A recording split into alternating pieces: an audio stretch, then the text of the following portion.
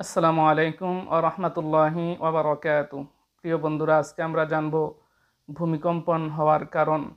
নবী করিম সাল্লাল্লাহু আলাইহি ওয়াসাল্লাম ইরশাদ করেছেন,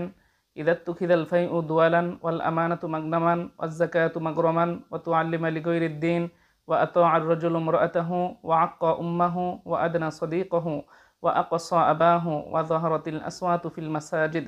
ওয়া সাদাল কাবিলাতা ফাসিকুহুম ওয়া কানা যাঈমুল কওমি আরযালাহুম وأكرم الرجل مخافة شره وظهرت القينات والمعازف وشربت الخمور ولعن آخر هذه الأمة أولها فارتقبوا عند ذلك ريحا حمراء وزلزلة وخسفا ومسخا وقذفا وآيات تتابع كنظام قطع سلكه فتتابع রওয়াহু তিরমিজি। হাদিসটি তিরমিজি শরীফের মধ্যে এসেছে।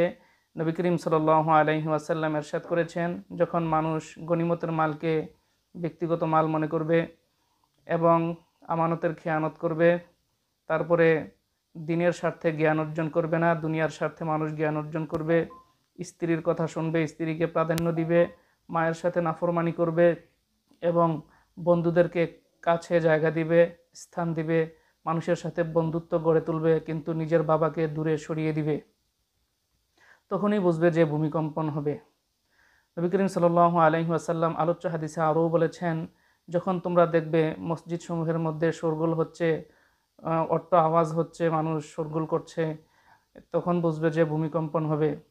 নবী করিম সাল্লাল্লাহু আলাইহি ওয়াসাল্লাম আরও বলেছেন, যখন তোমরা দেখবে যে কোনো ব্যক্তি বা কোনো মানুষ কওমের তার গোত্রের নেতা সাজবে, কিন্তু সে ব্যক্তি হচ্ছে ফাসেক, কোনো ফাসেক ব্যক্তি তার গোত্রের নেতা সাজবে এবং জাতির নিকৃষ্টতম ব্যক্তি রাষ্ট্র শাসন করবে, শাসক হবে, তখন বুঝবে যে ভূমিকম্পন হবে। আলোচ্য হাদিসে আরও বলেছেন, নবী করিম সাল্লাল্লাহু আলাইহি ওয়াসাল্লাম ইরশাদ করেন যে যখন গায়িকা এবং নায়িকা বেড়ে যাবে, গানবাদ্য বেশি হবে, তখন বুঝবে যে তখন দেখবে তোমরা ভূমিকম্পন হবে। নবী করিম সাল্লাল্লাহু আলাইহি ওয়াসাল্লাম আলোচ্য হাদিসে আরও বলেছেন যে মানুষ এমন এক পর্যায়ে পৌঁছবে, শেষ জামানার লোকেরা পূর্ববর্তী লোকদেরকে গালিগালাজ করবে, তুচ্ছ তাচ্ছিল্য করবে, তখনই ভূমিকম্পন হবে। নবী করিম সাল্লাল্লাহু আলাইহি ওয়াসাল্লাম ইরশাদ করেছেন যে তোমরা যখন এরকম দেখবে, তখন দেখবা ভূমিকম্পন হবে, ভূমিধস হবে, মানুষের বা কোনো প্রাণীর আকৃতির বিকৃতি ঘটবে, তখন রক্তিম বর্ণের আভা, রক্তিম বর্ণের হাওয়া প্রবাহিত হবে।